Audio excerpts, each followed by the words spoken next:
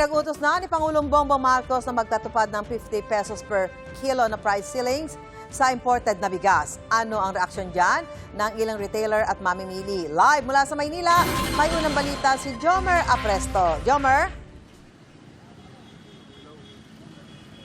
Susan, good morning. Nangangamba ngayong malugi ang ilang retailer ng bigas dito sa Tondo, Maynila. Kasunod ng utos si Pangulong Bongbong Marcos na magpatupad ng 50 pesos per kilo na price cap sa mga imported na bigas.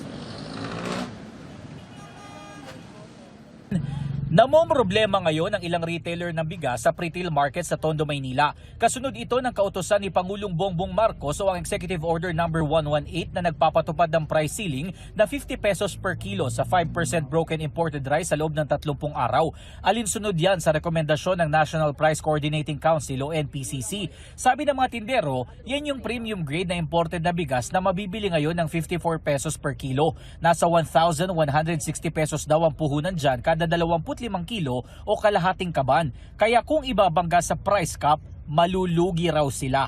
Lugi po kasi meron po kaming plastic. Babayad po kaming pwesto. Nagbabayad kami ng permit. Ang kuryente namin. Paano kami yung kakainin namin? Saan namin naman kukunin yun? Mas mainam daw na sa panig ng mga importer magbaba ng presyo para mababa rin makuha ng mga retailer ang bigas. Parang ang lalabas, pogi ang government, bayani ang retailer. Babaril na lang kami sa luneta. Ang tanong ko lang kasi ganito kami ba kung malugi? Meron bang balik sa amin ng gobyerno para tulungan kami at makatayo kami uli? Dahil lugi. Hiling nila na ipaubos muna mga supply nila para hindi sila malugi sa price cap. Ayon kasi sa Department of Agriculture, agaran nilang ipatutupad ang utos ng Pangulo. Lain daw nitong matugunan ng problema sa umano'y hindi makatwirang pagtaas ng presyo ng bigas. Gaya din ang pagsisiguro sa supply ng mga abot kayang bigas habang pinapanatili ang market stability. Sabi naman ni Agriculture Secretary Tiu Laurel Jr., ire-review ng National Price Coordinating Council ang price ceiling sa loob ng 2 linggo. Pwede silang magrekomenda ng pagbabago depende sa kondisyon ng merkado. Sa kabilang banda, para sa mamimili, malaking tulong daw ito para magamit nila sa iba pang bilihin ang matitipid sa pagbili ng bigas. Di maganda kung ibababa naman nila para makaano-ano naman ang mga taong bayan. Susan, base sa Executive Order 118 na nilagdaan itong Miyerkules, May 13, epektibo agad ito sa oras na mailathala sa Official Gazette o sa mga opisyal na pahayagan. Yan ang unang balita, ko po si Jomer Apresto para sa GMA News. At tinawag ni Vice President Sara Duterte na grave abuse of power ang mga nangyaring kaguluhan sa Senado at isinisi niya kay Pangulong Bongbong Marcos. Sagot naman ng Malacanang, ang kailangan ng bayan ay public servant na nagseserbisyo at hindi gumagawa ng intriga at fake news. May unang balita si Rafi Tima. What you are witnessing sa bayan natin is grave abuse of power. Ganyan para kay Vice President Sara Duterte ang nangyari sa Senado.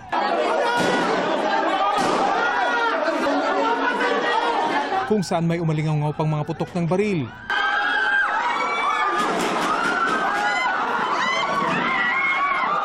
Nalulungkot at nakakagalit yung nangyari yung nangyayari sa ating bayan ngayon. Lalong-lalo na doon sa pagpapakita ng disrespect sa institusyon ng Senado. Alam na rin anya ng ama niyang si dating Pangulong Rodrigo Duterte ang mga nangyari dahil may telebisyon sa kulungan. Apparently, nakita niya pala sa balita, tinanong niya kaagad anong kaguluhan ang nasa Senado. 3 araw na nagpubli sa Senado si De La Rosa matapos isa publiko ang hinaharap niyang arrest warrant. Tinangka pero bigo siyang maaresto nitong Lunes. Inihambing ito ng bise sa pag-aresto sa kanyang ama. Hindi yon surrender. Kasi sa pilitan mong kinuha yung isang tao sa bayan niya at dinala mo sa ibang bayan, di siya pwede. Dahil meron tayong constitution na sinusunod. Pero kapag ang administrasyon na ang gumalaw, wala nang constitution, wala nang batas. Sa halip anya na unahin ng politika, dapat daw bigyang prioridad ng Pangulo ang ekonomiya ng bansa. So what we are seeing now is the administration using all government resources to demolish political opposition or those individuals who do not follow or agree or support BBM. Nagbabala ang bise sa posibleng charter change para mapalawig ang termino ni Pangulong Bongbong Marcos. Ang sunod niyan ay charter change. Sa bago niyang interview, sinabi na niya doon na kailangan pag-usapan ng charter change. Hindi na yan bababa sa pwesto si BBM. At ang sunod niyan ay yung impeachment. Magulo ang ating bayan na hindi naman sana. Nagkakagulo lang tayo dahil kay BBM. Tinawag ni Palace Press Officer Undersecretary Claire Castro na walang basihan at walang sustansya ang mga sinabi ni Vice President Duterte tungkol sa Pangulo at sa mga nangyari sa Senado. Ayon kay Castro, mas nakakahiya sa ngayon ang magkomento pa sa mga ito.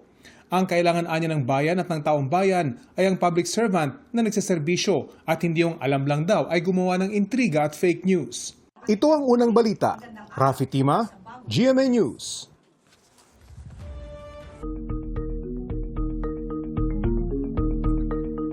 Dadalo raw sa Senado ang 11 House prosecutor sakali mag-convene ang Senado bilang impeachment court sa Lunes, May 18. Para sa isang impeachment prosecutor, hindi na dapat lumahok bilang senator judge si Senador Bato de la Rosa sa paglilitis kay Vice President Sara Duterte. May unang balita si Tina Panganiban Perez. Sa resolusyon nagtatakda ng Articles of Impeachment na ipinadala ng Kamara sa Senado, binanggit ang 11 kongresista magsisilbing impeachment prosecutors. Tuloy ang paghahanda nila sa impeachment trial at itinutokan na kung kani-kanino mapupunta ang bawat article of impeachment. Siguro maghahati-hati kami at of course we are also in the process of selecting lawyers who will help us. May mga volunteers actually. Some would be members of 2 or 3 teams. Some would be members of only 2 teams, overlapping because there are only 11 members of the prosecution teams. Nandyan yung issue ng unexplained wealth. Nandyan din yung issue ng confidential funds. Ito yung medyo complicated ang pagpepresenta ng ebidensya dahil maraming dokumento involved. Si Jokno na naging private prosecutor noong Estrada impeachment trial, ibinabahagi sa mga kasama ngayon ang mga natutunan noon. Yung ibang mga maaari kong ibahagi din sa kanila tungkol sa rules on evidence at court procedures ay pinabahagi rin natin. Kaugnay naman ang posibleng paglahok ni Senator Bato de la Rosa sa impeachment trial. Dapat hindi na siya naglalahok dito, but I doubt kung lalahok pa siya dito after what happened. Kahit sino man sila, kailangan maging patas ang kanilang pagtrato sa kaso. Dadalo ang lahat ng 11 kongresistang miyembro ng House Prosecution Panel sa pag-convene o pagbuo sa Senate Impeachment Court sa Lunes, May 18. Ito ang unang balita. Tina Panganiban Perez, GMA News.